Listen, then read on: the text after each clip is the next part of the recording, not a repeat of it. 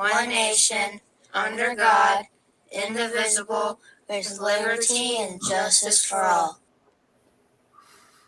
Awesome. How you doing, sir? Oh man, it's been it's been another busy weekend for me. I've been doing nothing but wrenching on the girlfriend's car, and I indubitably believe that it's either a cracked head or a bad head gasket. Not a good thing, but yet, anyway, I can talk about that a little bit more later. Right now, what I want to do is find out what the participants list says out there, because YouTube just knows that we're live. Daniel Gata is my judge out there. Duffer 426, Edward Petty, Ozzy Osbourne, Thorzax, Walter Davis. Good to see everybody out this evening. Oh, and then there's the YouTube auditor. Go eat a bowl of dicks.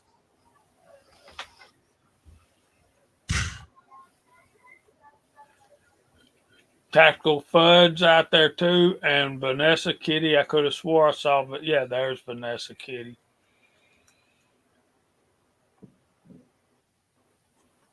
So yeah, there's that. Hey, Walter. Razor coming in. And Alan and I've been sitting here talking about this because I'm having the same issue with my daughter's Honda. But hers is a whole lot older car than what Alan's dealing with. I hear a lot of I'm dealing with a 2015 Kia Forte Coupe, so it's a little two-door, but it's like a 1.6 turbo, little tiny sporty looking thing.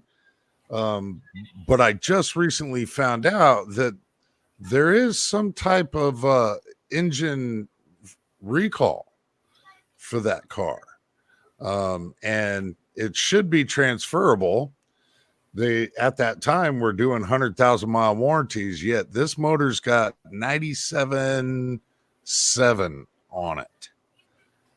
Take it to the dealership now, man. Go. We'll cover for you. Take off. I walk in there and I need a recall problem. I got a recall problem. Yeah, because this sucker won't stay cool. And I got this old 77 Chevy C10 pickup truck. 305, 3 on the speed, 3 on the tree, and man, it's such a cool old truck. But I had issues with it running hot. But a new water pump and a new thermostat took care of it. I'm fixing to take off the radiator and take it to. This one was made when radiators actually had metal in them. You remember those days, Alan? And you could take it to your guy and he could take it apart, boil it, paint it, put it back together, solder it back up, and it's good as new, man.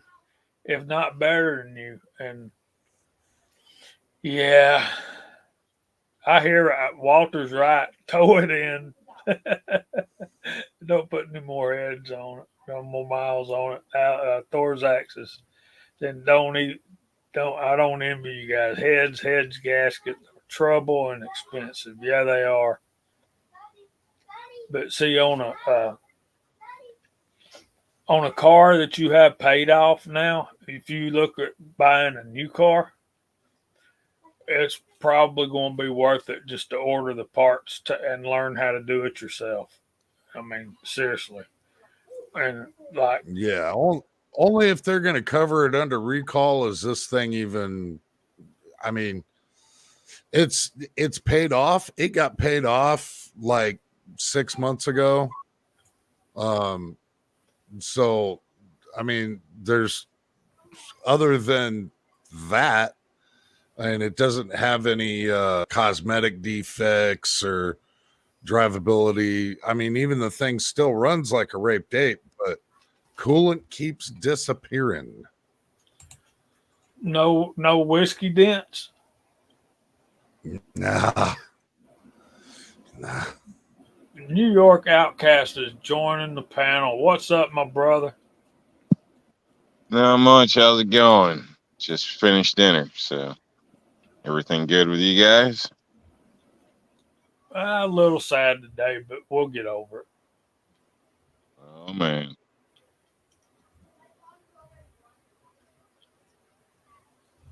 See, bulldog. and that's the thing. Walter Davis talking about his 80s Chevy. Yeah, I mean, they're so much easier to work on. I mean, today, all I really did today was replace a temperature sensor and redo the coolant again. It took me over 6 hours to do it because of where the stupid temperature sensor was at and having to pull a bunch of crap in order to get to it. And then I had to go buy a specialty wrench in order to be able to fit it in the area where the temperature sensor is. It's so much easier when you can climb into an engine bay and work on it. Right, you can rebuild one of those Chevys without taking the motor out of the truck if you wanted to, unless you need obvious machining. Talking cars today, huh? Well, until we come up with something better. All right. But yeah, back in the day, in those days, especially GM engineered their vehicles so the average dude could work on them. Not so much anymore. Well, there's About one you. guy I haven't seen hide or hair of in quite some time. That's Bobby Solar. Hey, how's it going, man?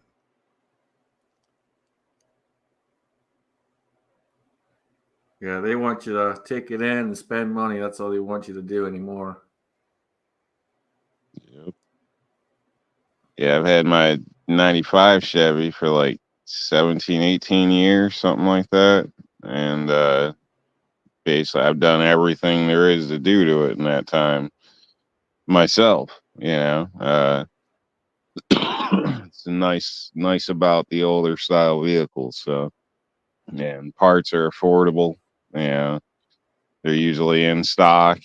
Uh, it's there's some pros to it if you don't mind getting your hands dirty now and then.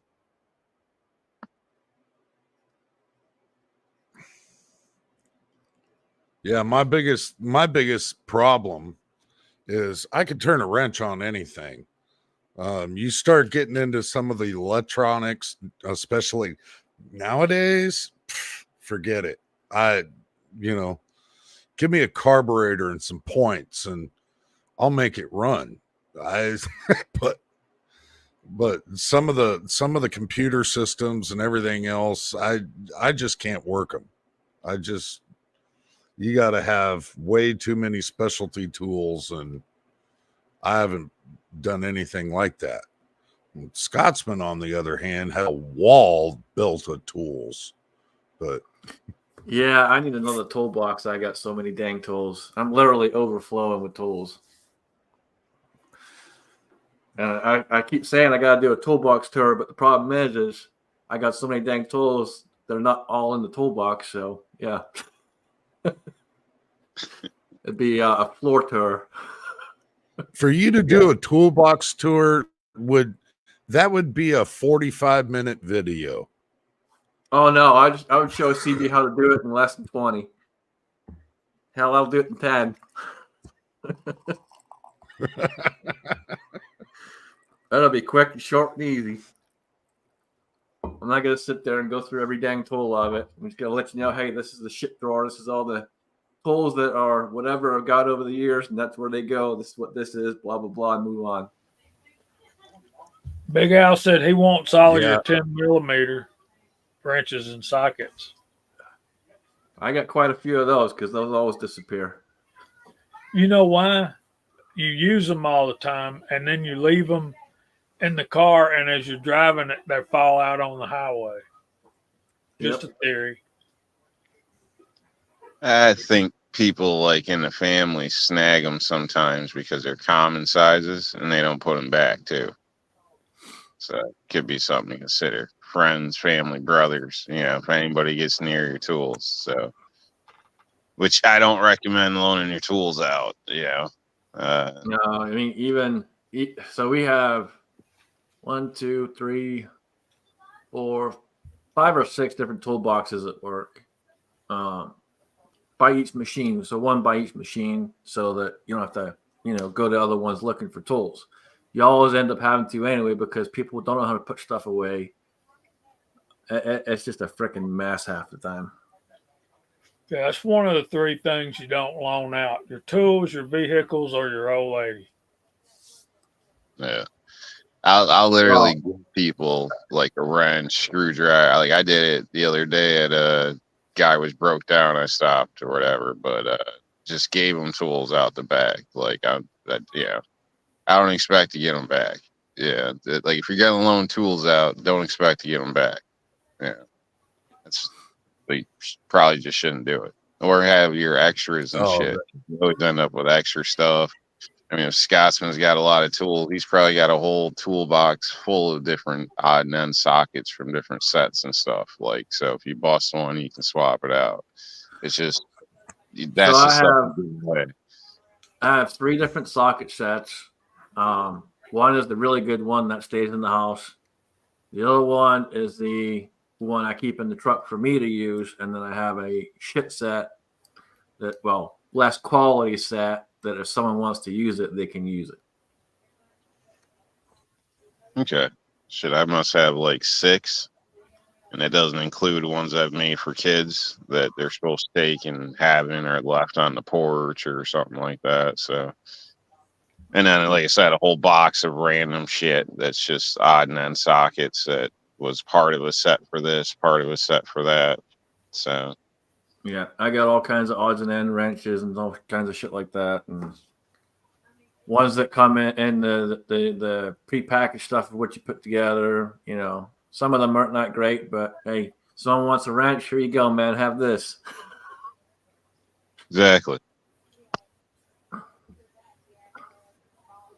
Yeah, they've elevated it to a point where you got to have a code reader and a computer, a laptop with a plug-in to where you put the code checker works really well if you got that software on your laptop. And I think only mechanics would actually go to the expense of doing that.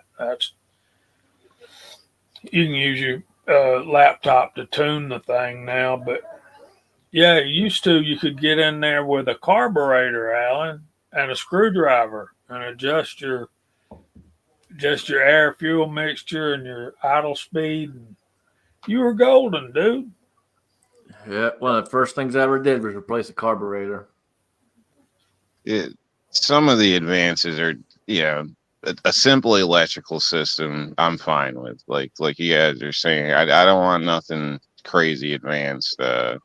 But electric ignition, some of that stuff is nice. You gotta admit, not having to pump it twice and turn the key and say a prayer and hope you don't flood it out and shit is kind of nice. Or readjust points all the damn time. It's kind of nice not to have to mess with that. But at the same time, now there's some of these vehicles got like hundreds of electrical sensors in them. So one goes bad somewhere along the chain, and next thing you know, you got 10 codes popping up. Yeah, I mean, you're sorting through and banging your head against the wall or whatnot. So, or like you're stating, if you don't have a code reader or you just have a basic one, then you got to go and take it in for diagnostic time if you don't want to, pay for the process of elimination. So it can be a pain in the ass, definitely can. So I think they've overdone it with the vehicles. People have gotten too spoiled, and that might be why the average vehicle costs so damn much now too. A heater, a radio, comfort, you know, a bit of power, nice rumble, you know, depends on your taste. It doesn't have to be all that. It doesn't have to vibrate your ass for you, you know, make a pizza and everything else like they do these days. Oh, and installing stereo systems in cars was one of my side hustles in high school. And I mean, the system that I had in my car at the time, it was a 74 Monte Carlo. And the system I had in my car at the time was a competition winner. So you know, all that I was able to keep up with, but nowadays it's significantly different. Very, very, very much so. I was operating with power cells and actual hardline amps, and it, it was not that complicated then, but now in order to go through today's head units, yeah, it's beyond my skill level now. Yeah, they're over engineered, and Thorzak's got a good point about aluminum heads and blocks.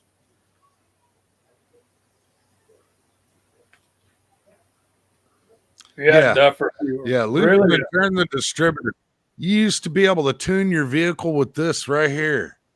You could hear it. You could feel it and you could hear it. That's how you dialed it in. Yeah, if Wait, you were, how did you do that? You advanced and or what's the word? Or retarded. There you go. There you go. Used in the proper form. Well, nowadays you there's a gotta. lot of there's a lot of terminologies in the automotive industry and in the commercial truck industry, that if you use them properly in that context, people still take offense to it. Well, and it cracks me up. They don't want you to be on your phone. They don't want you to be distracted. But they put a big freaking 10-inch monitor screen in your damn car now. All touch screen, this, that, the other, and all kinds of BS on there. But don't be on your phone. Yes, I totally agree with you. Totally agree. Like you're watching TV while you're driving. Everything routes through it. You want to turn the temperature up or down, you got to mess with the screen. Like it's totally, you know, it's like an oxymoron of 10 years ago or whatever. You know, it's totally different. Not in my Like, modern Jeep. In my modern Jeep, I press a button and I say set temperature to 72. And it sets the climate control for me.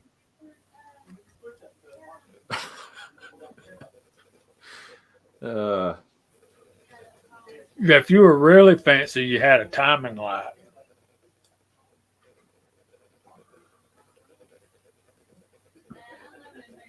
Yeah, 327s were sweet, no doubt.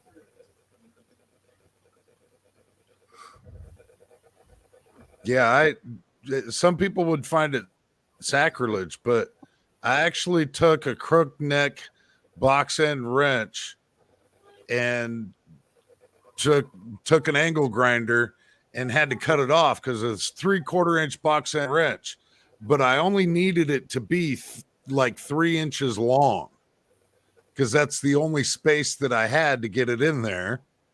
And then I had to shave around the end of the box end because it would just barely fit in to go over the sensor to be able to crook it off. So modifying and making your own tools. You can't just sometimes just go out and buy the specialty tool.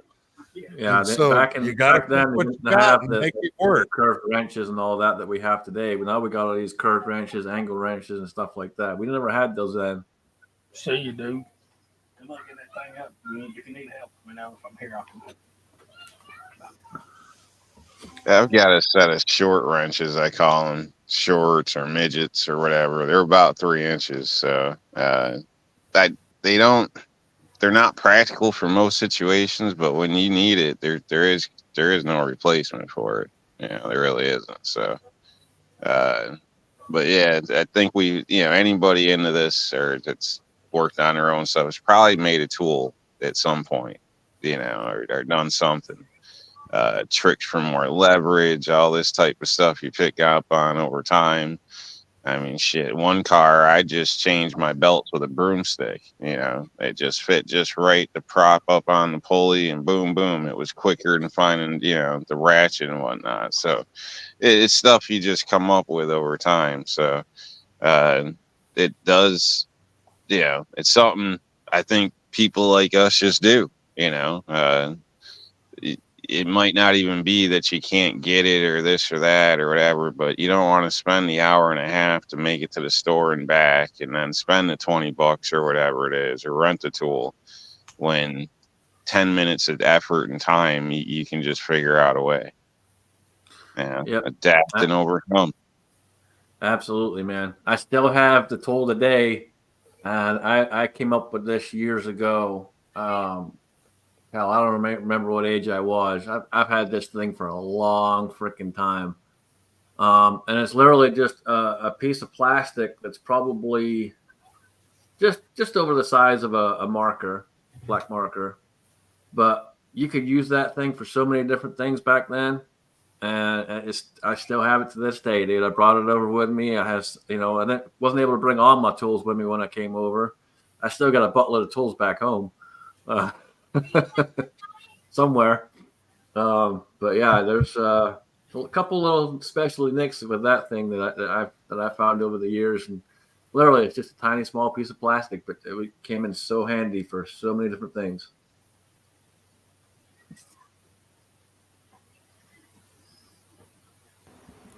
Yeah, you'll hear guys use the right tool for the right job. Well, sometimes you just don't have the right tool and you can't just go buy it.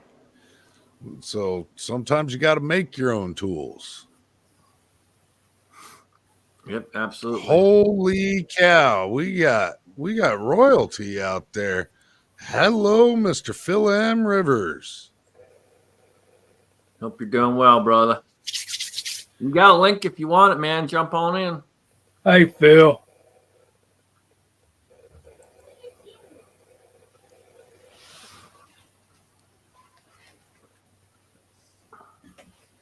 Yeah, thinking outside the box can get you through till payday too.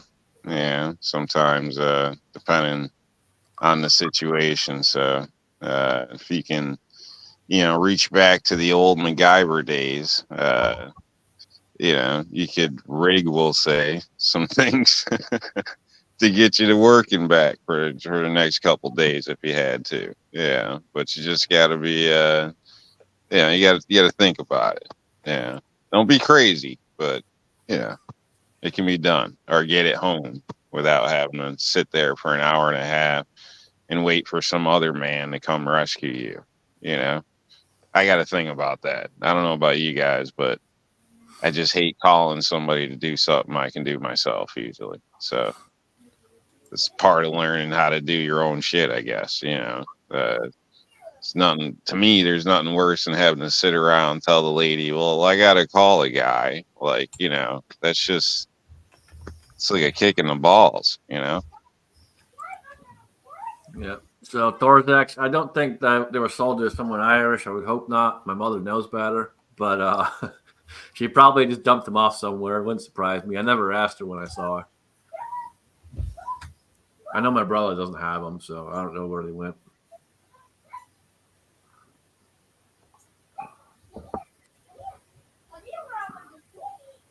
Yeah, Duffy, Duffer, I've used that one before. I have used that one. A typically used vehicle that you haven't changed oil yet on yourself, but I've used that one before. It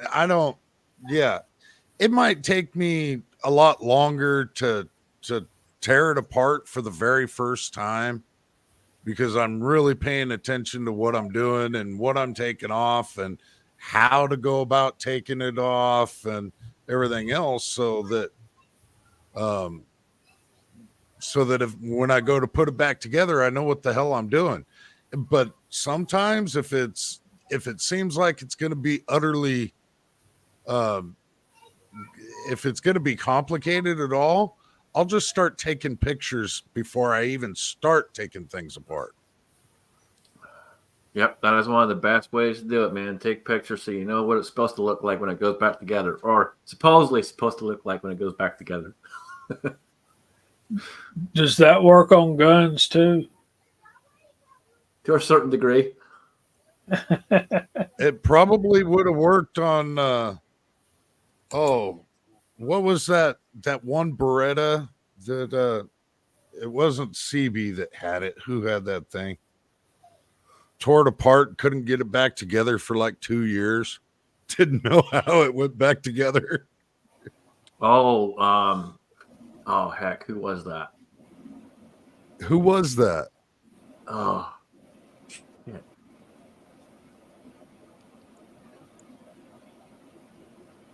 I don't remember. Yeah, Jamie, have you ever made your own tool in the gun restorations that you do? I have. It's been a while, but I have. I've got a Savage 5100 double barrel 16 gauge in pieces over here right now. I'm in the process of polishing up the internal parts, and then we'll put it back together. Yeah, Big Al, those Ruger Mark Ones are infamous for that. Hey, Boomstick, what's up, brother?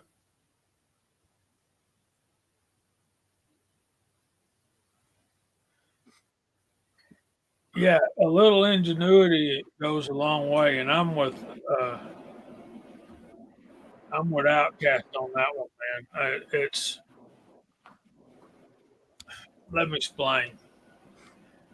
Uh, when I first got into riding motorcycles, my brother-in-law gave me one. It's an old Yamaha Virago 550, and it was sitting there leaning against his garage outside, and he had it parked where every time it rained, the gutter spout was right there, and it was just pouring water right down into this motorcycle. I'm like, dude, if you ain't going to do anything with it, I said, I'll buy it from you if you can get a good price, or at least just put it inside and don't just let it sit there and ruin. He says, I tell you what, if you want it, if you'll do something with it, you can have it. You can come get it. Okay, so I get this motorcycle. I fix it all up. Actually, the only problem with it was the floats and the carburetor were separating, and it wouldn't idle and it wouldn't run because of the carburetors. And so I got some JB Weld and I glued them back together, and let them set a couple of days, put the carburetors back together, and then back on the bike and took off riding it. And I learned how to ride on these back roads back here close to around the house. The very first time, this has no gas gauge, first time I got my wife on the back of the motorcycle with me and took her for a ride. And we're heading across town to her mom's, and the dang thing ran out of gas right there on the bypass. And so it just so happened it was right there close to where I work. So I said, just wait right here. I'll be back. And I'm like, Rob, man, I ain't calling nobody. This is so bad. This is so bad. I can't believe this is happening. And so I'll go over there to the shop and I get a gas can. I go out to the gas pumps and fill up a 2-gallon gas can, take it over there and put the gas in my bike, crank it up.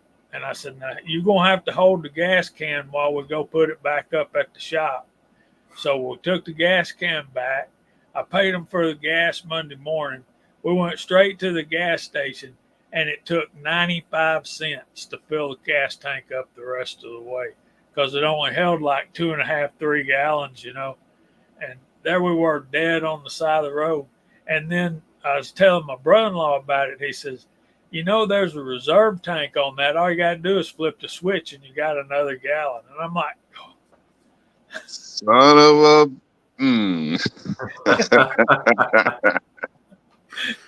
Now you know.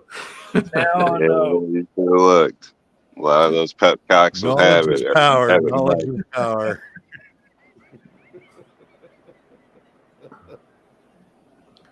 I've never ran out of gas, but I've come damn near close when going cross country. Oh And yeah. and I've had that kind of puckering up of, okay, am I gonna make it to the next gas station? Am I gonna make it? Am I gonna make it? You see the light come on, you're like, dang it, come on. Just give me a dang gas station. C1 is closed. Son of a bitch. I ran out of gas in most of my vehicles, and I'm gonna tell you why. It's because I always like to know how far you can push it. Like my truck, when it gets to that orange area and you're near E, you're probably walking. There is no give. You know, the Honda you could drive on E for another week. You know, but basically, I like to know how many miles, how far I can get when you get low like that. So if I am on the road somewhere, I have a general idea when to start being really concerned. Uh, yeah, you could push a lot further in vehicle A than vehicle B, and in my opinion. So it's always good to know. So it's been a habit when I buy a vehicle, I throw a gas can in the back shortly after and wait till it's around E and take a ride and try to do like an average speed, not all city, not all highway, whatever, just drive average and get an idea of how far I can get off that orange red area. You know what I mean? That way you have a clue. Some cars will tell you, but even that, is it 100%? I don't know. Yeah, my last one wasn't 100% accurate. It said I used Yeah. it would come on. It would come on with, I think, like 20 or 22 to go, and it ended up being more like almost 35. Okay. Yeah, it's just inconvenient to feel pressure to get gas when you would make it to work the next day with no problem.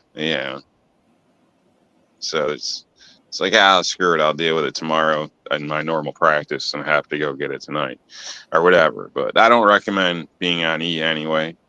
Obviously, the gas in your tank cools your fuel pump. So for the life of your fuel pump, it's better not to stay on E anyway. But all in all, and you never know what's going to happen. You get a phone call in the middle of the night. If a storm pops up, power goes out, it's better to have gas than not. So, rule of thumb, keep it topped off. But it's good to know how far you can push it, especially traveling, going across the country, not looking for problems. You know what I mean? Some of these intersections, it's a long way sometimes between gas stations. So it's good to know what you can actually do. Especially out west.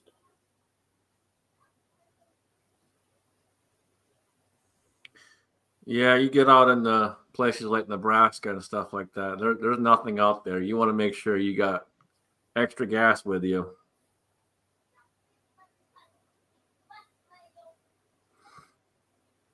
Yeah, I hadn't thought about those jerry cans in a long time, Big Al. Almost always olive drab. They hold 5 gallons, and they used to fit on the back of a Willis Jeep. Perfect.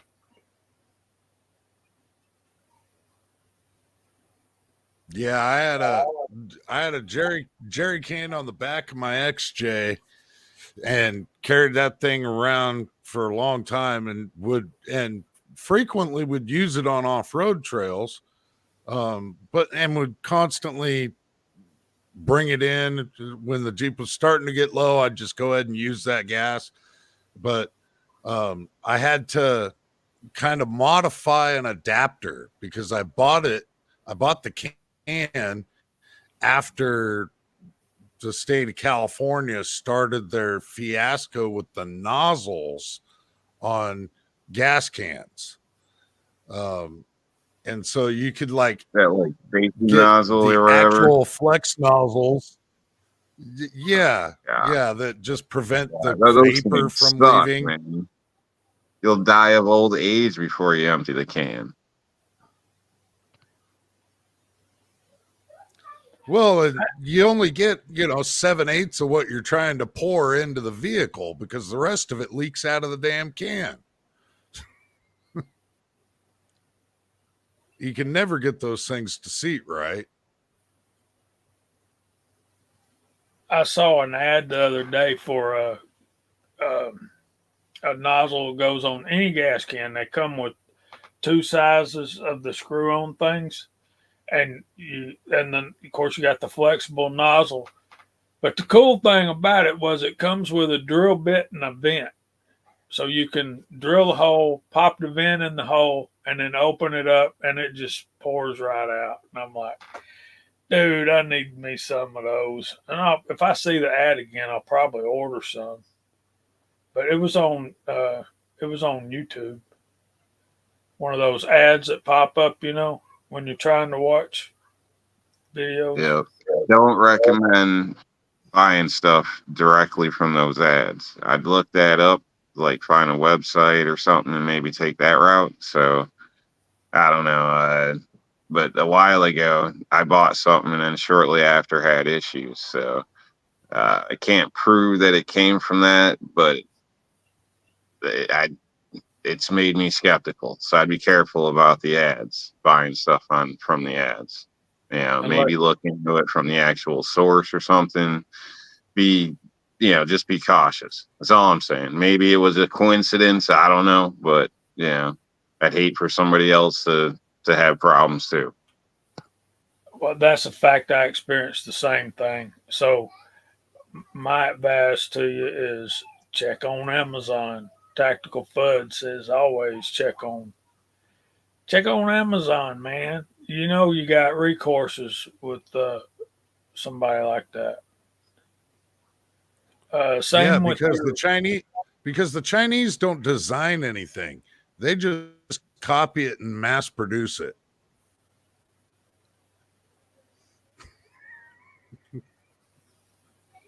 there's You that. find the same product with 15 different companies that make it on Amazon. Probably. And it's probably all in the same building.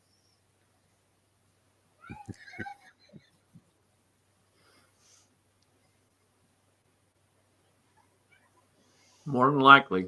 Yeah. You got to remember though, if you shop around, you can usually find a better deal. There's a lot of stuff out there where they're middlemen, so they don't really have the items with them. They just that whole drop ship type thing. So there's a lot of people out there making money like that. So whether it's a magazine, whether it's an ad on TV, YouTube, look into the item if you're thrifty, because more times than not, you can find the same exact item at a cheaper price. Now, I will Because say, somewhere when in it the comes middle, to people are trying to make money. Sorry, go ahead. when it comes to power tools, be really careful, because if you're buying specific tools, say you're buying Milwaukee, for example. I'm a Milwaukee fanboy. I'll tell you all day long, you want to buy quality tools, go buy Milwaukee. But if you're going to buy them online, make sure it's an authorized dealer, because if it's not an authorized dealer and you have an issue with it, guess what? It ain't covered. So you got to make sure you're buying from authorized dealers. And a lot of Or it those shows up in power tools also got to be. I was gonna say you also got to be careful because with the power tools, there's counterfeits, like especially when it comes to the batteries. They look the same, but they're not. Like there's a couple small differences. There's videos out there you can look on, look it up for your brand or whatever. But there's a lot of people out there where it's become a new popular thing, selling you batteries cheap. So if it sounds too good to be true, it probably is. Yeah, there's a bunch of different Big batteries Al, out I there. haven't looked specifically, Big Al, but I bet that there is some parts of her that you can buy on Amazon. Okay, so Harbor Freight is probably one of the best places to buy tools from, because if it breaks, take it back, they replace it. Period. No questions asked. It doesn't matter what it is, they'll take it back. It's retarded. It is the most ridiculous policy ever, but they will do it. Even As on their far as power batteries tools. go, I buy a lot of aftermarket batteries, and I know they probably won't last as long, but so long as they do the job I need them to do, I'm not too worried about it. Biggest way you can tell, especially with Milwaukee, if it's an off brand from Milwaukee, is Milwaukee batteries. When you hit the light to see how much power you have, all comes on at once. The aftermarket ones, they light up individually.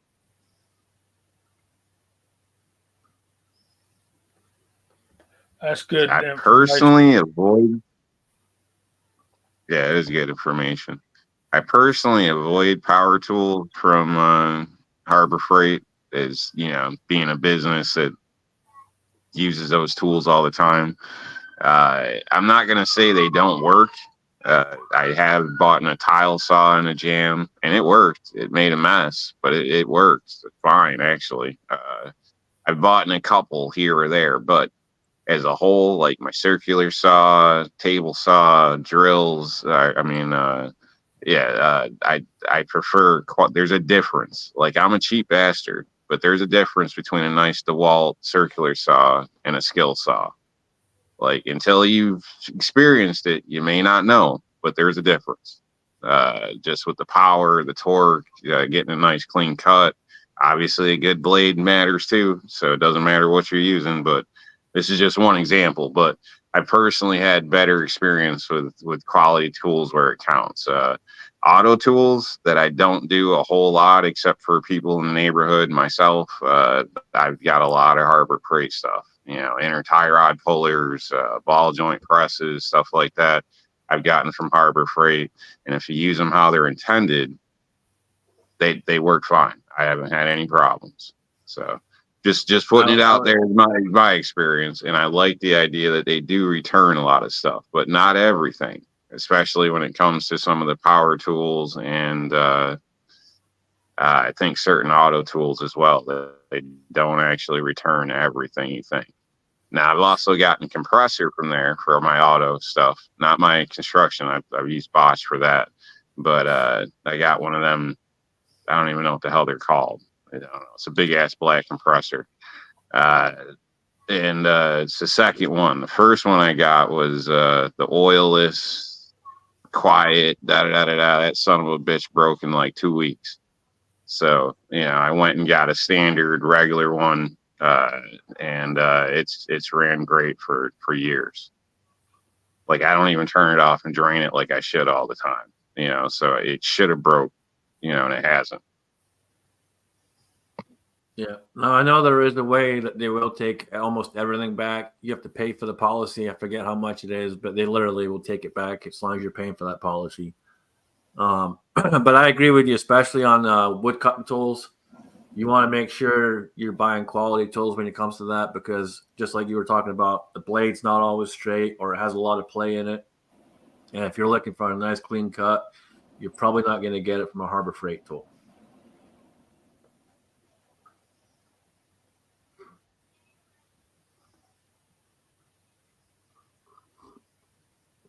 A lot of the cheaper ones too, especially with woodworking tools, don't have anti-kickback.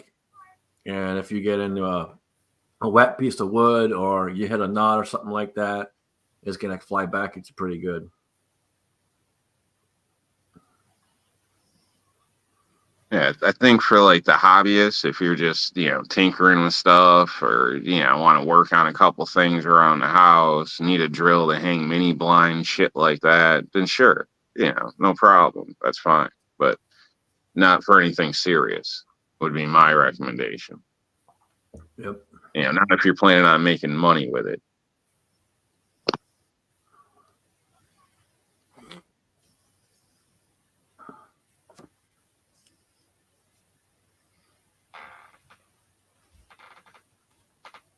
See, that was the thing, Thorzax. I got tired of buying cheap tools, man.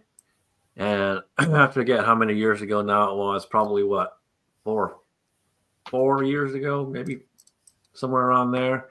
I talked to CB and I said, hey, man, What's a really good quality power tool for automotive? Because I need a quality tool to take off the lug nuts, because the one I bought just ain't doing it. And he told me Milwaukee, and I went and bought that thing, and I've never looked back since. I will tell you, I'm a huge fanboy of Milwaukee stuff, and I got lots of red.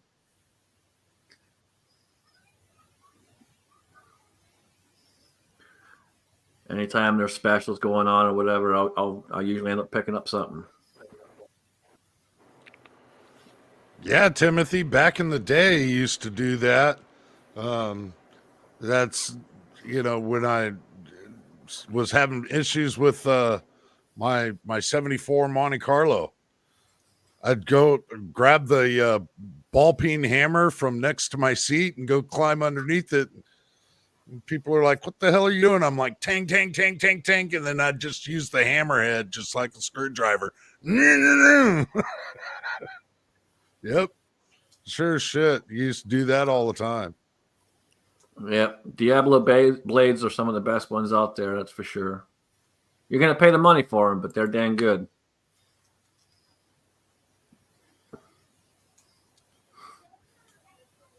Some Had stuff. mixed results with them, and I know this is controversial because everybody seems to love them, but if you're just ripping through lumber, like wet stuff, decking, anything like that, even dry sheets, seems fine. But when you're like really in the finish, even when you buy a large tooth blade, the blades tend to be thinner, and it seems easier to get I don't know, flex. I don't know. It with a nice new sharp blade, you don't get it. But as your blade's getting midway through, it seems like it's easier to get off the slightest. Like the blade will get a little flex because it is thinner, which helps it cut better. You know what I mean? So that's just what I've noticed personally. But again, this is just me. Maybe I'm just weird too. So. Well, and it's a good possibility that they did something that a lot of companies do. They got the name built up and then they went cheap. It's a good possibility too. You never know. I don't burn through enough blades to be able to give you a good reference on that. I just know the ones that I've used over the years have been pretty decent for me so far. And I like them. I still buy them and use them for decking, things like that. But if I was working on custom locker set or something like that, I don't think I'd use them. So obviously I'd try to use my table saw in most situations too, which isn't a Diablo blade. So I don't know. But that's again, just me. I do like them though. So I think they're fine with decks and stuff, that goes in the cart. So they work great for that wet stuff, getting through shorter wet stuff or whatever, in my opinion. Yeah. Most of the ones I have are for the Sawzall, and they work pretty good on the Sawzall. Yep, got those too, and I agree.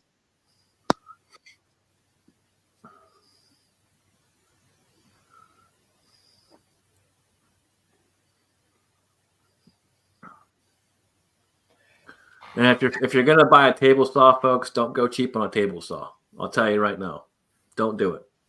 Do not buy a cheap table saw. If you're gonna buy one, go spend the money, please. I beg you, because you'll go out, you'll buy a cheap table saw, and you'll have all kinds of issues. Usually, the number one issue is there's so much play in the blade itself. You're never actually gonna get a fully straight cut. Another thing to point out when you buy equipment is always like zero it, almost like a firearm. Like if you got a chop saw, if you got a table, whatever it is, your guards and everything like that, they're not usually 100% out of the box. So you actually have to double check all that stuff. So you're actually getting 90s when you pop on 90. Because, a little bit off, it might be good enough from your house, but we all know it ain't right. And you shouldn't have to caulk everything. And depending on what you're doing, you can't caulk it. It's going to look like shit. Right. So And if you change it take to that minute, take that hour, whatever it takes you, get the shit right from the beginning, so you don't look like an idiot when you're making the wife's picture frames or whatever the hell you're doing. if you change the angle of it, make sure you re-verify too, because trust me, that when you put it back on 0, it ain't probably 0. Rob, you brought up DeWalt, and so for DeWalt, I use one of these for RC cars.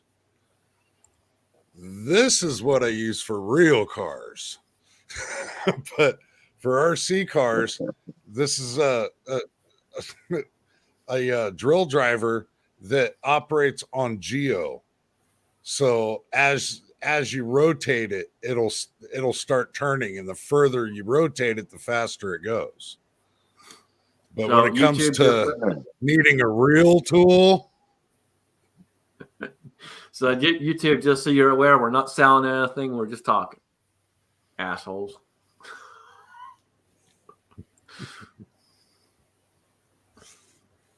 Yeah, I'm not brand loyal. That's one thing I can say I've turned out to be or not be. I usually look at all the specs, and that's what I try to get the best bang for my buck. So I've got DeWalt this, Milwaukee that, Porter cable this. I'm all over the damn place.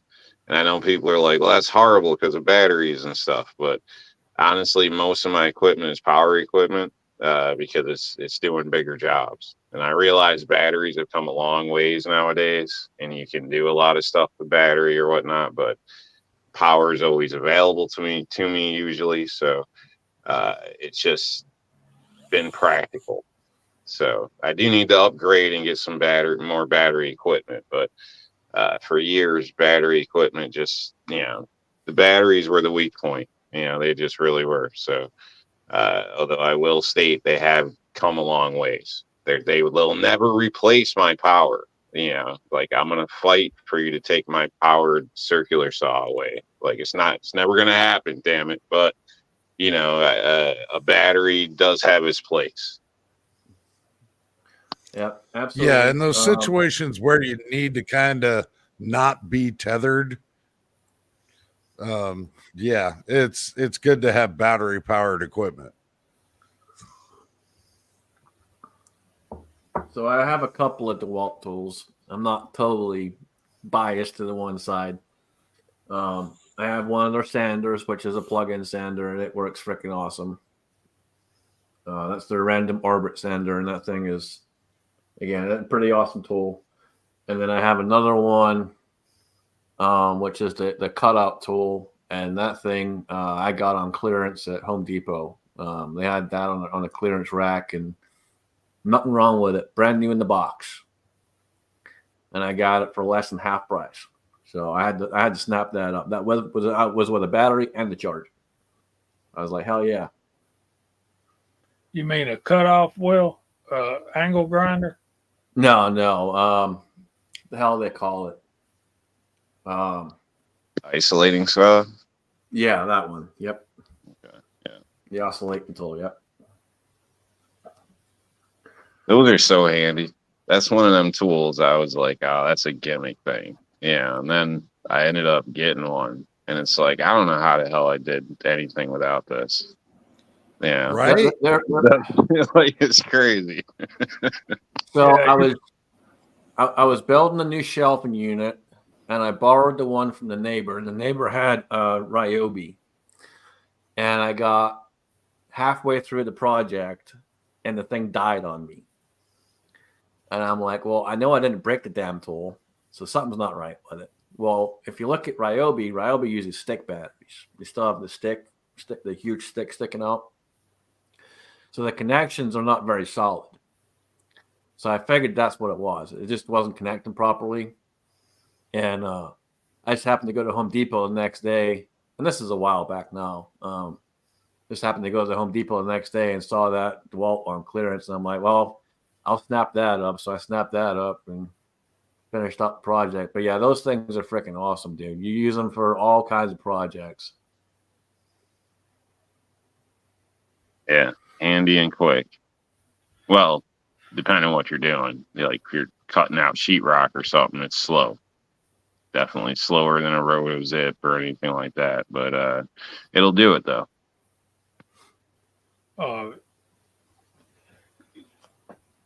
Sheetrock, if you're cutting it, taking it out, just cut your straight line and then a sledgehammer, man. Just bust that shit out and get it be done. Yeah.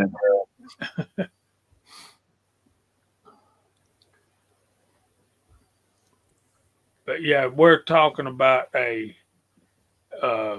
vibrating multi-tool. Is that what we're talking about? That goes like That's that? what I'm talking about. The oscillator tool. Yep. Yeah, I've got one of those. It's a Dremel. I like it. Yeah, I just couldn't think of the word there for a minute. I've had very little sleep, folks. Well, it's not just that, Scotsman. It's that every company that makes something like that calls it something different.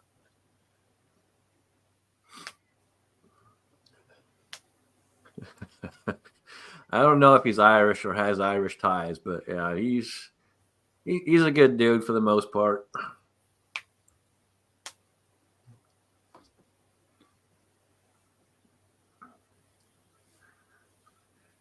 So my experience earlier in my life was there were certain things that I had formed opinions of in my mind, and I would find myself saying stuff like, well, they make champion spark plugs for people who like to change spark plugs. And Quaker State motor oil is made for people who really like to change camshafts. I wondered, is there something wrong with me, or how did these companies stay in business? I never really figured that out. See, a lot of these companies make deals with the auto shops, and so they have to use the particular oils, and that's how they get away with it. What killed me, man, is I was working for a small mom and pop office machine place. I was in my teens and early 20s at the time. So it was a long, long, long time ago, Alan. And we had this Mercury. I forget what the name of it was, but it was basically a Ford Pinto wagon with Mercury badging on it.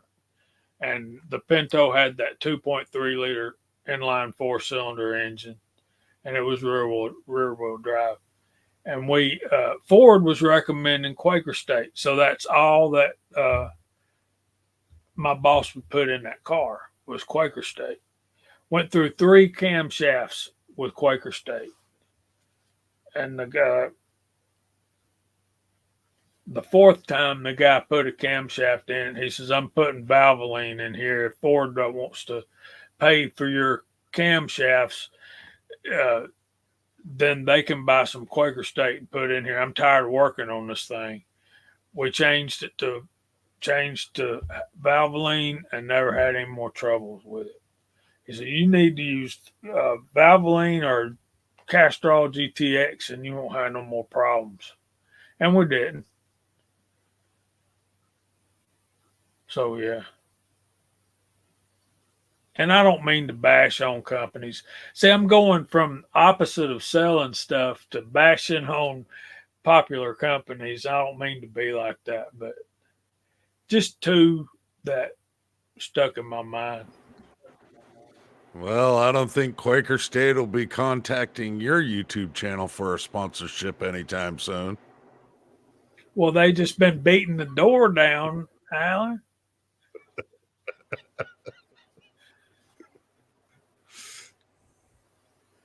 I'd like to ask CB or some guys that are big time mechanics what their favorite oil is. Walter's talking about slinging some wrenches over there, and Thorzak's, I know he's messed with a few cars in the day.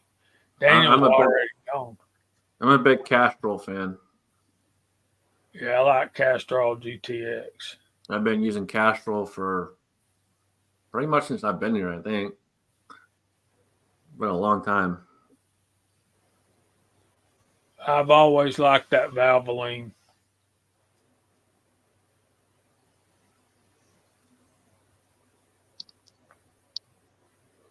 I've typically gone Pennzoil or Valvoline. Yeah, the dude that owned my truck before I did, he was a Pennzoil man. You have a preference, Alan? Well, I've been a kind of a Valvoline guy or GTX guy for quite a while, but I'm actually thinking, after doing a little bit of research, been thinking of switching everything up to Ames oil. I've watched a number of videos where it was just hard line testing. And Ames oil seems to be like outdoing everything right now. Yeah, they were always at the motorcycle rallies I used to go to back in the day. They always had a booth there giving away samples and passing out literature. So I know they make good stuff. Uh, Mobile One is that full synthetic. I'm '01 guy's a Valvoline guy, and Bald says you can't cook with. Well, it's hard to cook with Mobile, but that Mobile One full synthetic. I don't know of a better oil, Timothy, but you're going to be paying for it. That's not cheap oil.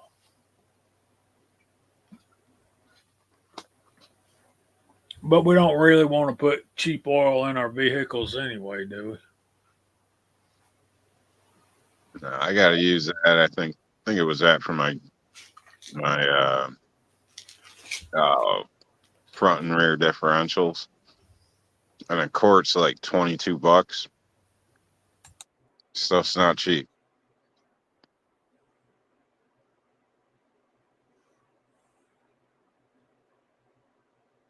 Yeah, there for a long time, Royal Purple was like the bee's knees, but you just don't hear people talk much about Royal Purple anymore. I don't know if did they just like go off the rails expensive, and so people just said, "Oh, go eat a bowl of dicks," or what? I still see them at Walmart, but I haven't priced it. They used to be $20 a quart like 20 years ago. So I can imagine how much they want now. Another one, Marvel Mystery Oil. What's in it? Well, we can't tell you. It's a mystery.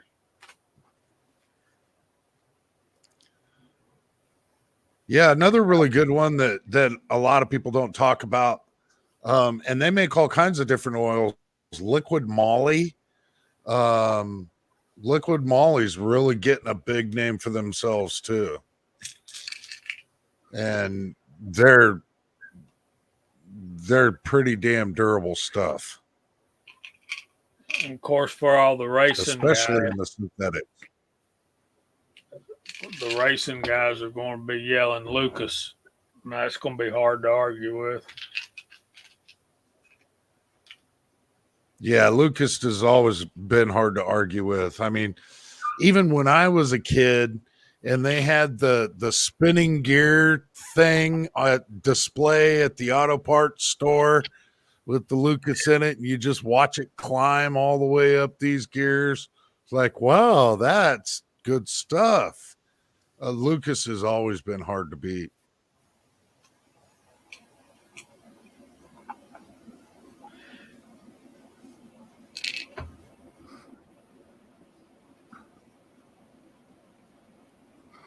Yeah, Thorzak's is a Mobile One guy.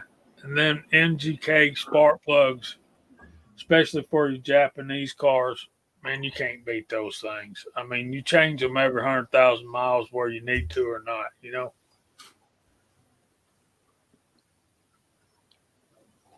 And Timothy Burkett's right, too. Your oil changes are the life of your engine, but I don't need to tell you guys that. Go ahead, Rob. No, I was just gonna say with spark plugs, a lot of times I'll try to get like OEM or a slight improvement of OEM. So I've bought in high end plugs in the past. Like, yeah, this is a personal story. Back when I was a rookie, didn't know any better. Saw a commercial. I don't know what it was, Platinum Fours or some shit. I don't know. But needless to say, I spent 4 or 5 times as much for these plugs to throw in this damn 4-cylinder, and the car wouldn't even start. And of course, they don't return electronic parts. You know, you go buy the dollar plugs, and the thing ran like a freaking champ. Yeah, I didn't know you needed to upgrade your whole electrical system. The commercial doesn't tell you all that shit. You know what I mean? So I don't know. Just because you see a fancy commercial or great advertise doesn't mean it's necessarily the best thing. So I always like to start with the baseline of factory OEM, and then maybe Yeah. I'll move up a little bit. But I don't just jump off with the newest best thing. So just something to consider. One thing to be aware of too, and I didn't know this back in the day. I found this out years ago, but if you have a light go out, replace both of them. Don't replace just the one bulb. Replace both of them, because if you replace one, the other one's going to go out probably within a week. Yeah, when it comes to the damn spark plugs, they went stupid with spark plugs. What was that in the late 90s or whatever? Where, instead of 1 prong, you have 2, so it fires better. Instead of 2, you now have 3 prongs. That fires better. Now you have 4 prongs, and that fires better. No, as long as you have 1 electrode, only 1 spark comes off it. It doesn't really matter. That gapping and temperature spark plugs, that makes a difference. But it's definitely not a new technology. They've been trying to like sell the newest, fanciest spark plug forever and a day. And I will agree with Jamie in saying if you like changing spark plugs, buy Champions. But they got all these different types and all these different. It's figure out what your vehicle needs and get that. There's Chris from the 740. Hey, buddy. Always check the gap. They'll say pre-gapped, but I guarantee you one of them's going to be off. So buy a damn gapper at the counter. It's simple. An idiot can use it, and double check it all. Every time one. Those are fighting words right there. An idiot can use it. Come on. Yeah, I hold up a spark plug and go, yep, it's gapped. There's always one, at least one off. Like you said, every time. Every time.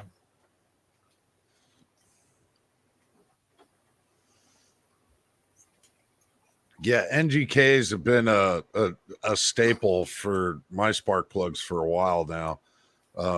They turn out a good product. Even you can put them in anything really, but yeah, they made their name in the Japanese industry, and that's pretty much the main line that I stick to nowadays. Y'all guys might not remember this, but back in the day when we had AM radios in the cars and FM was fairly new, and at least the radios in the cars. You remember how you could hear a buzz in the radio depending on the frequency of the engine? Like you could hear the static or some whatever coming in over the radio, and that the new thing then became resistor spark plugs. Yep, with the R on them. Big thing in snowmobiles, 2-stroke engines. You drive near people's properties, they get pissed off. The TV stops working. It creates problems. So, yep, know all about it. There's Armament and Axis. A feeler gauge to set points. No. Matchbook. Use a matchbook. You don't need to buy no tool. Of course, you can't walk into a gas station and just ask them for matches anymore. So that's a thing.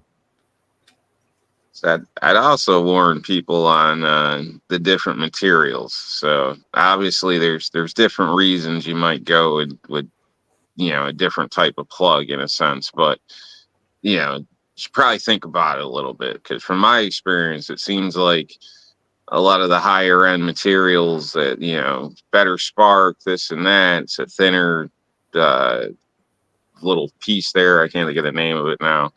But the stuff like that it works great, but it always tends to wear out quicker. It's almost like the super bright headlights when you're standing there in the aisle and there's 5 different categories. When you start looking at the top and they're expensive as hell, those are the ones you got to change like twice a year. So keep that in mind. When you're down in the midway, you got 5 years in between changes. They're not as bright, but they last a hell of a lot longer. So it's something to think about.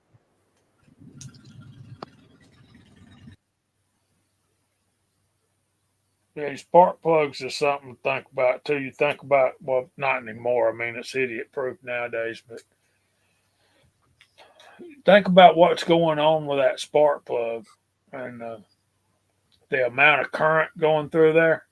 And if you don't know about how much current it is, just crank your car up and grab hold of one of those spark plug wires. You'll figure it out real quick. Don't do that. Oh, You only tell people you don't like to do that. Don't do that. That's gonna hurt No. like a son of a bitch. Nowadays, Jamie, they rig up a low pressure fuel pump to a fuel injector and a spark plug and stick it like 8 inches before the exhaust pipe so that the car shoots flames. dang. I'm way behind, man.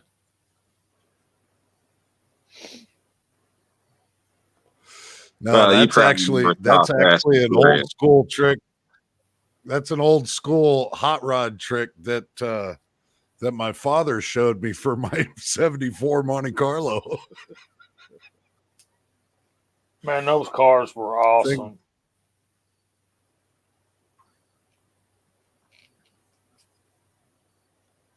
Cars used to be awesome. Nowadays, you can't hardly go down the road and see a car that's not black, white, or gray. Like everything, black, white, or gray. And here in America, we're so leaned towards SUVs and trucks that you can't hardly even get anything more. And not just that, but they all basically look the same. Like the grill might be a little different, this line here might be a little different, but they damn near all look the same. Like, all the Chevys, all the Fords, like they're, Dodge is a little different, but if you just kind of envision the silhouette, they're pretty much all the same damn vehicle. Like there's no character with anything anymore.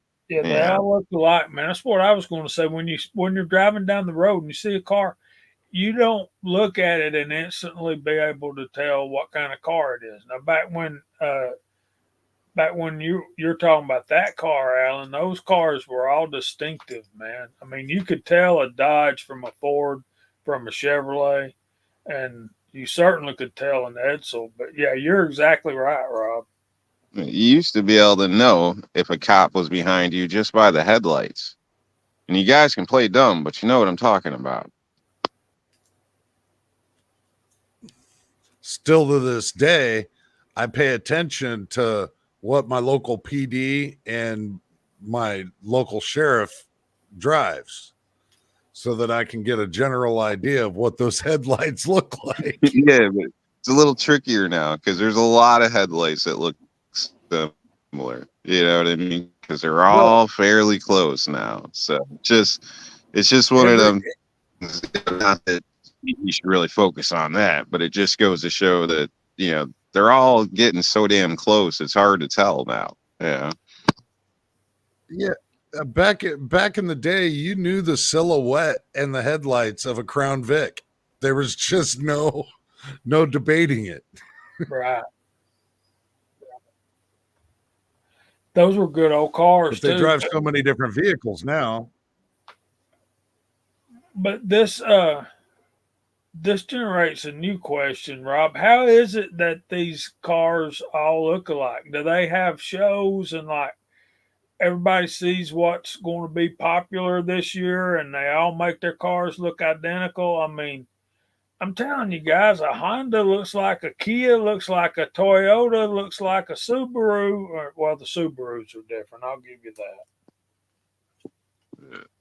Well, from what I don't have 100% answer, but what I would go with, from what I've heard, is the big dogs spend big money on research, and then everybody else doesn't have that budget, so they just kind of mimic off the big dogs, and then we all get the same type of shit. Now, I don't know, like I said, if it's 100% true, but I've seen that happen in other areas of business where people will let the big dogs do the research, and then the little dog will set up a shop right next door. It wouldn't with a lot less cost. You see it with gas stations, all types of different, AutoZone, Advanced Auto. There's always one right next door. So who paid to do the studies on the street, the traffic, all this type of stuff? Usually the first guy that popped in there, the second guy gets more of a free ride. So I don't know. This is just my thinking and from what I've heard. So that's what it seems like. I don't know. I like, I don't know. I'm from the time where being different was good. You weren't supposed to be like every asshole on TV. You were supposed to think for yourself. Individuality, uniqueness. That's what made people special, not because you could do a dance the same way everybody else does. I don't know. So maybe it's just different for me, but that's what I think it is. I think, people are just cheap and saving money by copying others. Cheap and lazy. Pretty much. To me, I think it boils down into manufacturing costs and multi-use purpose and everything else. Even fast food joints will, if they're going to start a new ingredient, they're going to look at all the different aspects that they can apply it to a quesadilla, to a taco, to a burrito. And okay, Mexican food is Mexican food, but my point is that they'll use the same buttons, the same switches, the same veneers that they use in many other aspects.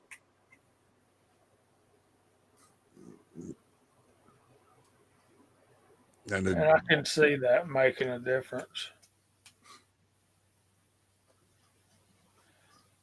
I can see that being the thing across a brand where you could say, we're going to use this bumper on 2 or 3 vehicles or this interior or whatever. But when you cross manufacturers, there should be, it should be a different style, different take, or, you know what I mean? It shouldn't be damn near the same thing where you're wondering what the hell, what it goes to. I don't know if you get what I mean. They shouldn't be so similar. So, like he was saying, between like a Honda, a Hyundai, this or that, besides the grill and maybe the lights in the rear, a lot of these vehicles do look pretty damn similar. Well, Fender won't fit on them. Yeah, Fender won't just go on another model, but they're close. Yeah,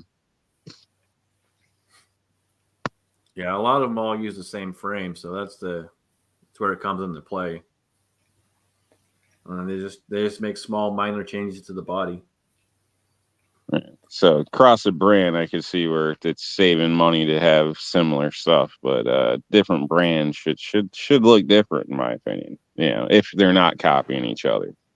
But keep in mind they're all being forced to meet certain EPA levels, all the standards that are put against them, safety, this or that. So fuel mileage. So they're, they might just be looking at, well, if, say manufacturer A put a sedan out and it was this heavy, had this much power and met these standards, and we could pretty much do the same thing if we make it a little lighter, throw this different engine in it, and add these options. I don't know. And then they get basically the same damn car.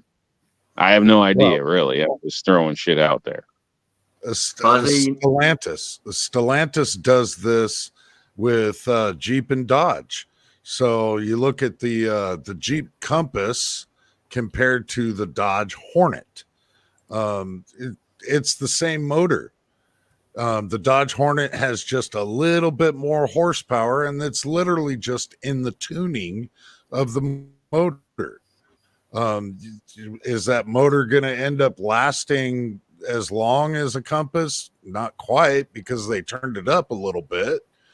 But essentially, it's like the same vehicle side by side, and they sell them on the same lots. So why would you go for one or the other when they're the same exact vehicle, other than marketing? They're quite literally trying to market the Hornets as the sporty new small SUV when it's essentially a Jeep Compass with a little different tune turned into it. Well, and a lot of times too, we see that in the gun industry as well. You'll see various brands come out and do this a very similar design, if not the same design. And a lot of times they bought tooling from the actual company that started that, and then they just make slight changes here and there on the frame or the slide or whatever it may be. That's why we have so many Glock clones and so on and so forth.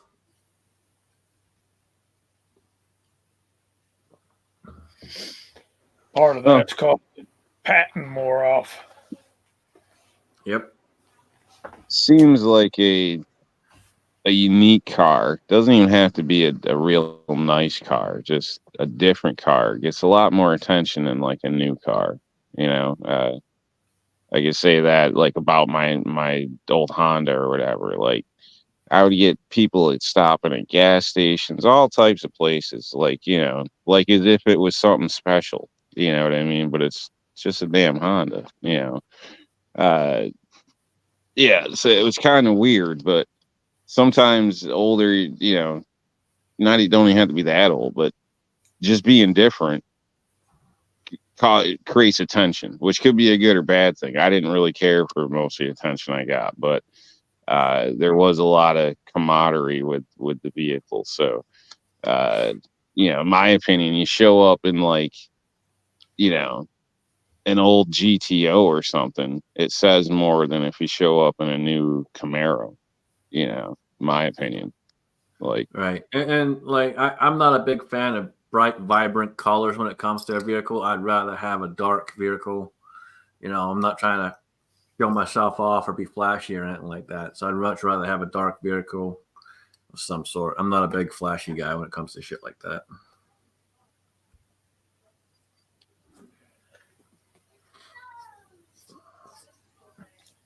I had Armament Axis. I used to have a Hornet back in the day, AMC Hornet. It had like I think it was like a 302, 307, something, little small V8 in it.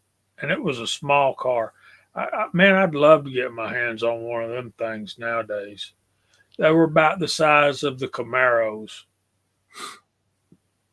That's probably one of the best comments I've seen from Fuzz Fork in a long time.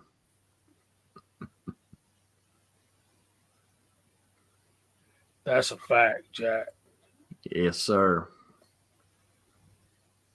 Now, a Ford Maverick back in the 70s was a drag racer's dream, and the Mercury Comets, well, the Ford Falcons too, that small body style, that was about the size of that Hornet. And you could take one of those with a small V8, pull that motor out and hop that thing up and do a little bit of suspension work, and you could. If someone wants to pay for a plaid colored color paint job on my truck, go for it, man. I'd We'll rock get it. you- I don't care. We'd get you a wrap, man. I'd rock it. Don't think I'd be ashamed to rock it. I'd rock it all day long.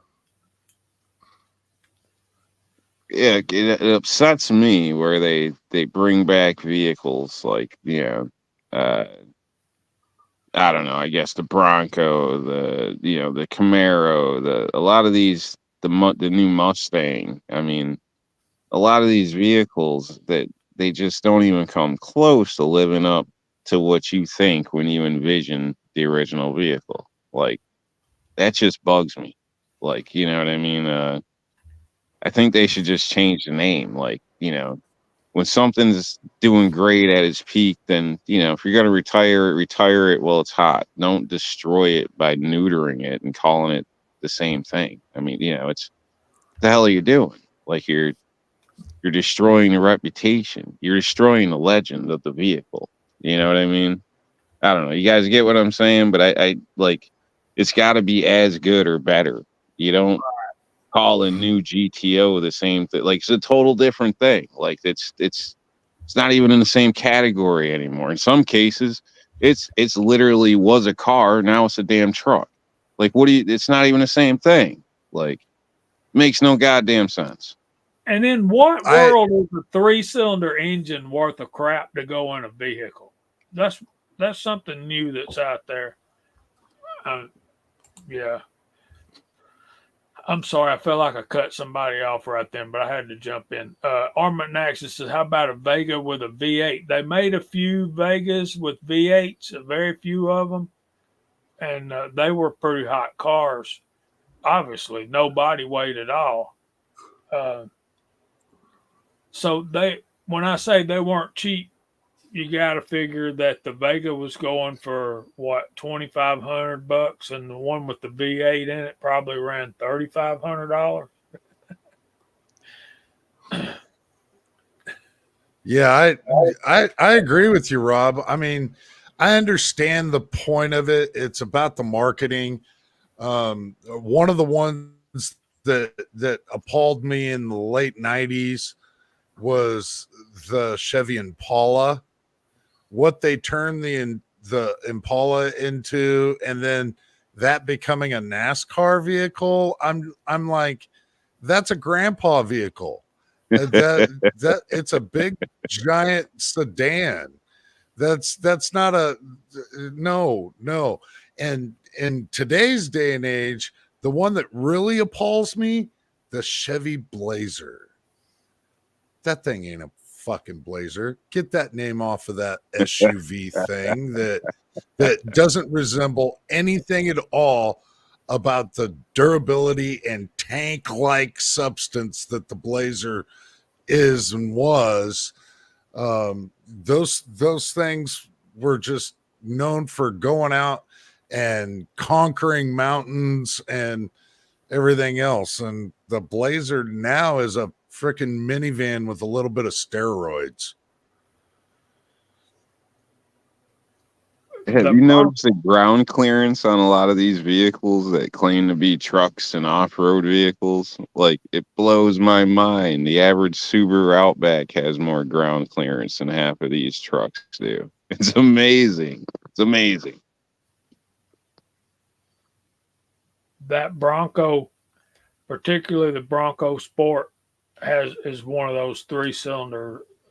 You can't have a 3-cylinder in something like that. Now, Mock said that the Metro, Geo Metro with the 3-cylinder, I'd get 50 miles to a gallon. But we're talking about a small car made for economic driving. You would think that a Bronco would be made for putting big tires on it and going through, busting through the woods with it and all that kind of stuff.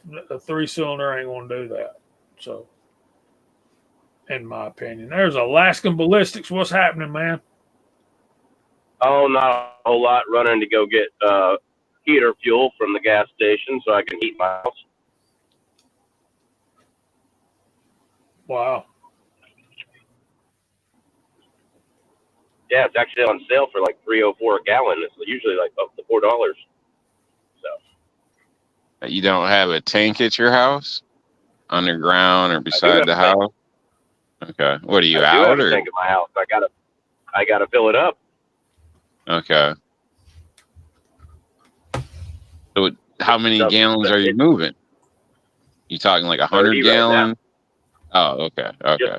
Yeah, just 30. It's a 300-gallon tank, but you can't afford to fill that up these days. Yeah. A lot of people schedule out delivery and stuff, but I always tell people to buy it all in the summer because it's always cheaper. They argue about it a lot of places, but buy it in the summer and schedule delivery out throughout the winter because you'll get your best deal. You bought it at summer price. Yeah, but a lot of them like to sell it at the higher price in the winter and they don't want to push it. But if you argue or shop around, you can usually find one, get it all at one shot.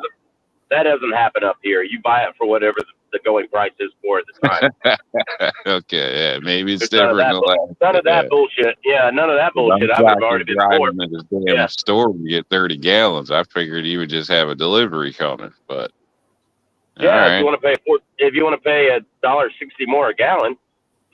Yeah. Wow. Okay. That's how much they charge to deliver it. So.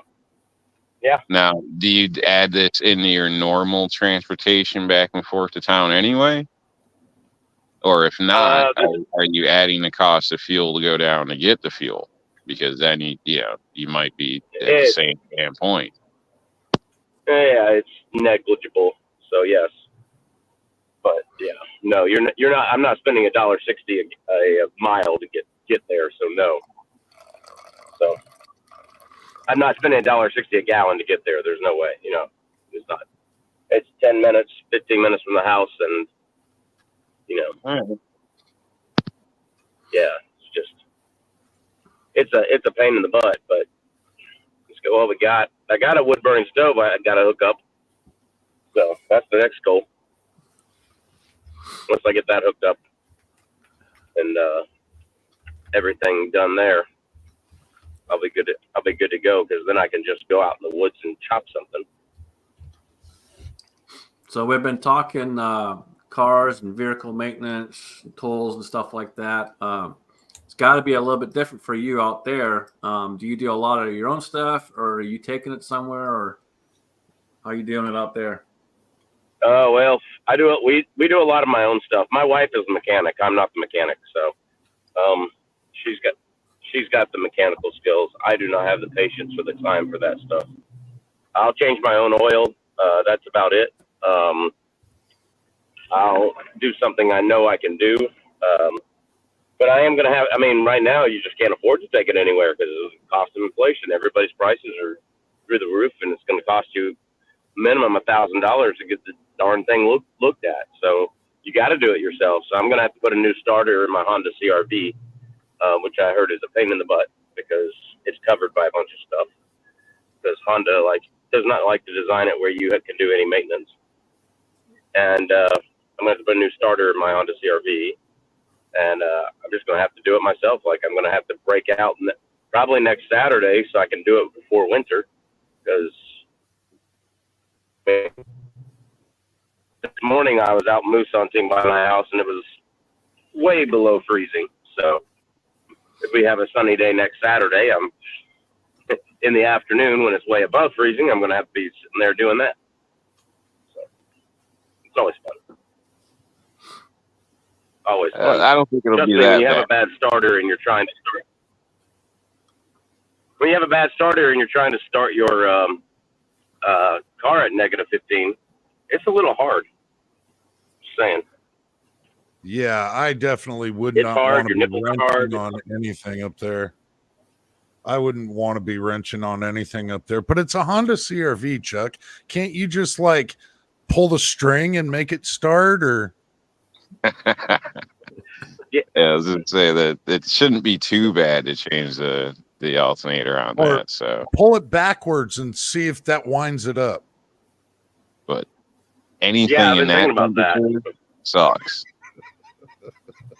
You can't really use gloves with most of that mechanic work stuff. Like, so anything where it's No. cold like that sucks, man.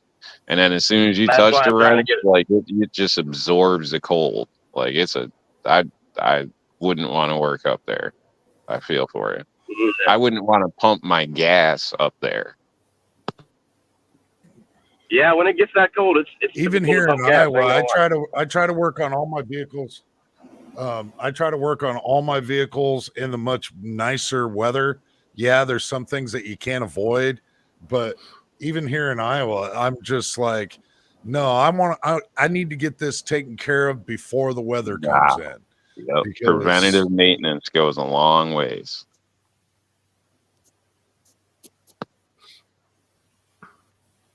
So, Chuck, with you being out there, do you have a mobile starter with you? One that you can just hook up and gets it going for you instead of having to jump it? It's basically like an auto jump. I've not tried one like that. I've had some like little battery boxes that you jump it off with. I have not tried something like that. No. Is it a stick? No, unfortunately. Oh, Otherwise, it'd be rolling down the hill. yeah, man. I got away for a whole week, needing a starter and a stick. Even took a chick out on a date, and she never knew because I parked on a hill. Like the place we went was on a hill. You know what I mean? Like pulled it off smooth. It was, it's one of the advantages of having a stick. So, damn. Yeah, I'd yeah. much rather have a stick personally. I had a Datsun B210 hatchback and numerous Toyota trucks that the starters would go out on. No big deal. It didn't even need to park on a hill. They were so light you could just push them fast enough. And it didn't take much to get them started. Nowadays, you can't hardly buy a standard transmission. No, people are lazy. Everybody can drive, but not everybody's a real driver. Real drivers appreciate a stick, being able to control the power back and forth where you need it. Not accidentally kicking in the overdrive on a steep hill in the winter with your kids in the back seat. It's way more controllable than honestly is, but only real drivers understand that. Everybody else sees it as a hassle. That's wrong. Why it's a great security device because 95% of people don't know how to drive them. Yeah.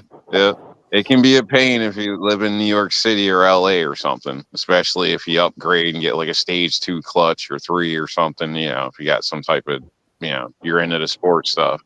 That can be a bitch. There's no denying that. But normal situations, normal regular driving, there's nothing beats a stick. Nothing. Yeah, Scotsman and I were talking about that on the phone earlier in the week, and I'm sitting here listening to y'all talk about that, and I suddenly realized that I do not own a vehicle that has an automatic transmission. You're my hero. Yeah, if you go to buy a vehicle nowadays, it'll actually cost you more to buy the standard transmission than the automatic. Yeah, that's for sure. When I sold Toyotas, that Scion FRS, fun to drive, little sports car, and if you wanted to get it with a manual, it was more, and it actually had less gas mileage than the automatic, which didn't never used to be the case. So yeah, usually your brakes last longer, you get better gas mileage. If you do have a clutch problem, the great news is it's cheaper than a transmission. Yeah, on Way average today, it's about $10,000 to $15,000 more for a manual versus an auto.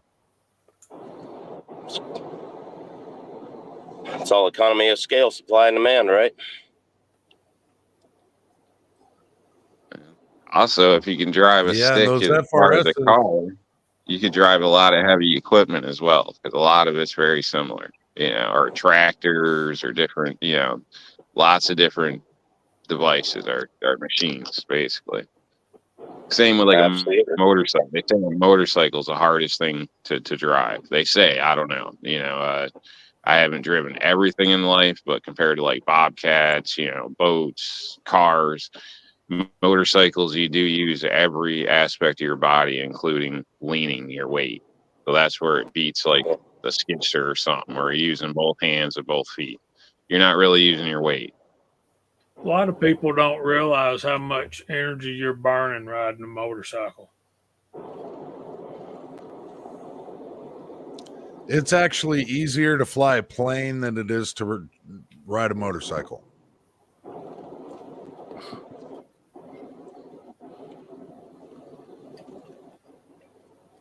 Well, I rode my mini bike into a tree. Does that count? All right, we need the story. Come on. Okay. So I was just completely stupid, and I thought it'd be fun to ride the mini bike down off of my friend's four-wheeler trailer. And I did not realize it was one of those little Coleman CTU 200s, right? And we had been riding up looking for bears on the Denali Highway. And I started it, not realizing my brake was no longer there because it kind of fell once while we were driving. And then the accelerator was in a stuck position because it had one of those little handle accelerators. Yeah. That was $5,000 at the hospital for a CT scan and MRI or some other type of scan to make sure I didn't bust my eye sockets or something like that. And then basically I told my wife, I'm okay. Let's just put a Neospore on it and go home.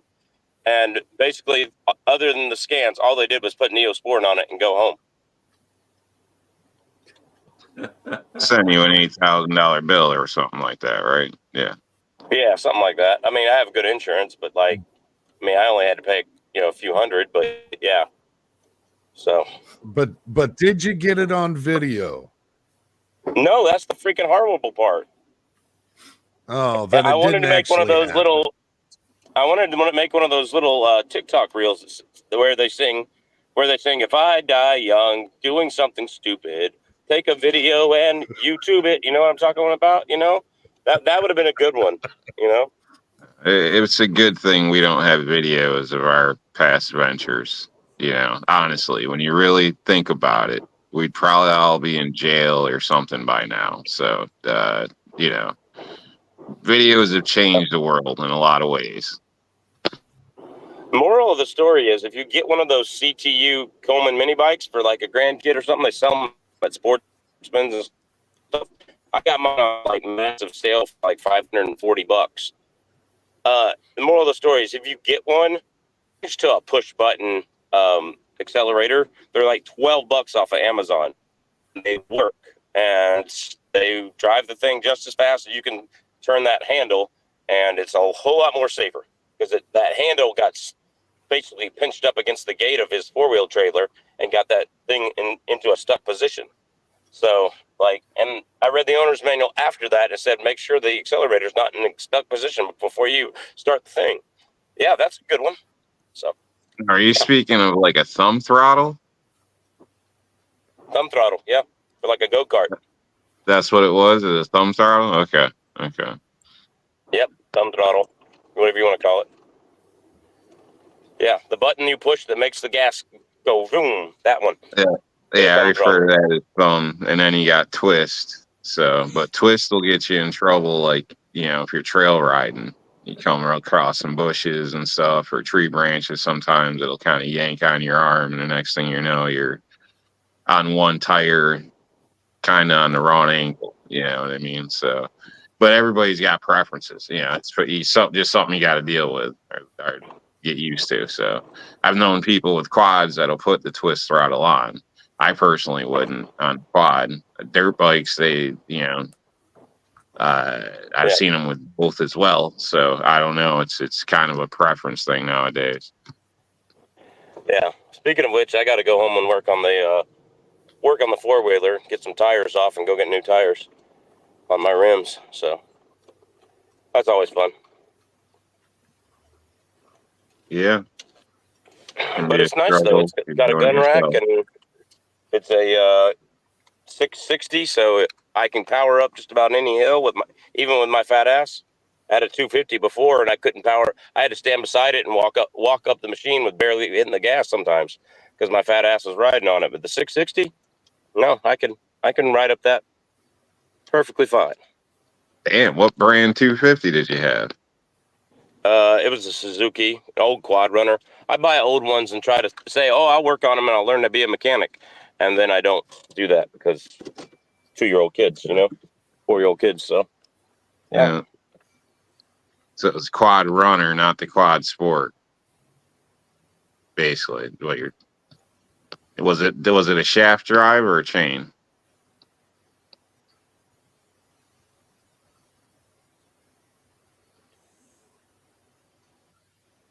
My friends. And, yeah, that thing's a beast. Like I have no doubt I could carry out a whole moose. If I had a trailer, I could pull a whole moose through a pretty swampy trail. So, no doubt in my mind. Well, guys, I got to go. I made it to the station. I might hop back on if y'all are still around when I'm done pumping the fuel. Yeah, we'll be jumping off here shortly. I got to get ready for work here soon. So. All right. Right Y'all on, Chuck. take care. Thanks for popping in. Yep. Y'all take care now. Good night, buddy.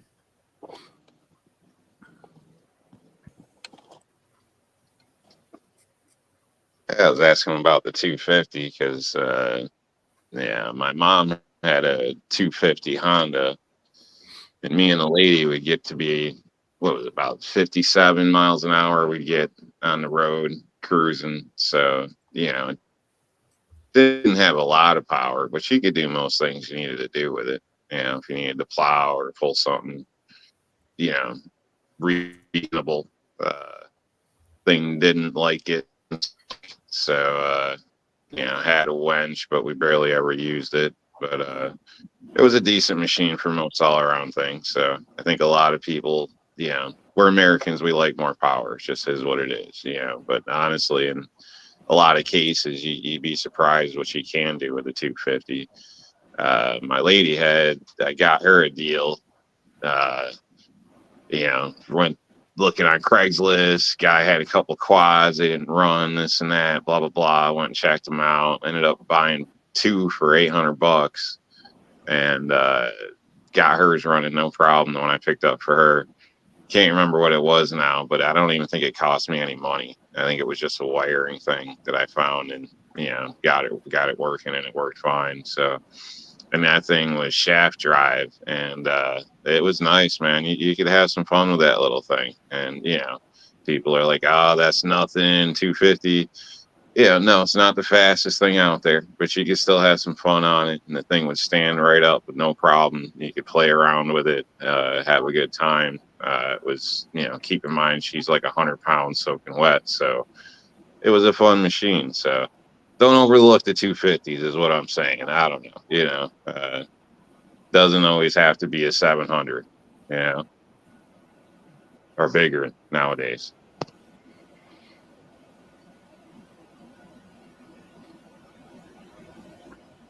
Yes. G23, yes.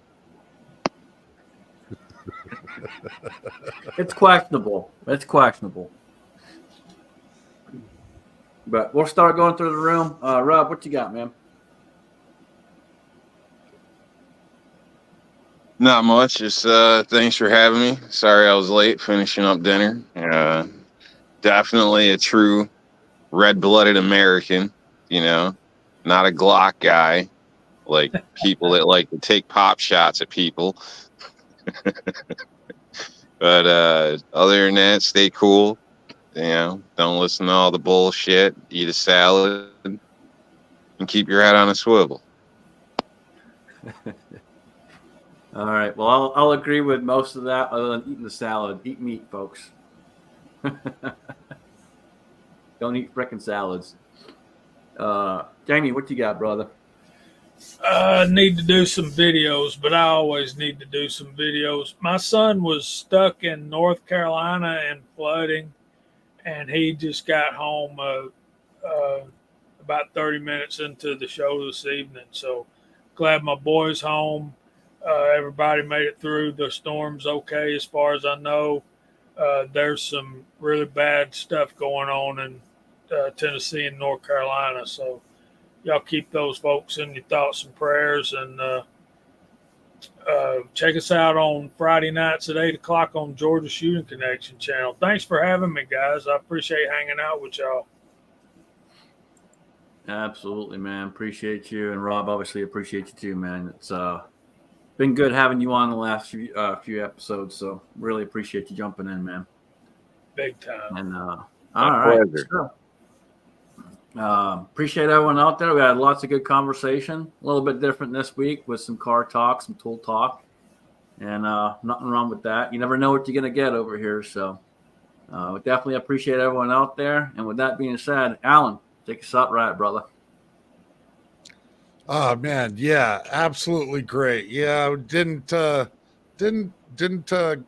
too much in the guns, but like Scotsman said, you never know what you're gonna get. We didn't talk about Gilligan's Island once, and that's disappointing to me. My feeling is hurt. I only have one. I will be possibly, maybe not, releasing a video on the easiest way to tell if you have a law enforcement officer behind you. It's a very short video. Basically, if there's red and blue lights flashing behind you, you have a law enforcement behind you. Other than that, just remember to keep them magazines loaded and one in the chamber. Woo!